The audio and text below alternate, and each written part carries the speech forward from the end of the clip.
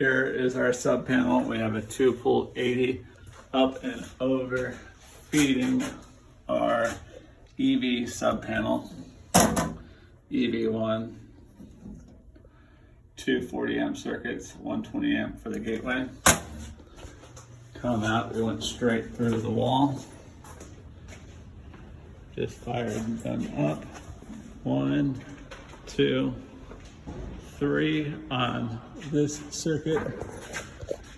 GFI is on. Gateway is booting up. Come over to the 3 at this location. 1, 2, and 3 on our second circuit. This was a small 6 charger job. It took the crew about 8 hours from start to finish. We had the whole crew out here so we could get in and out so we don't disrupt the tenants.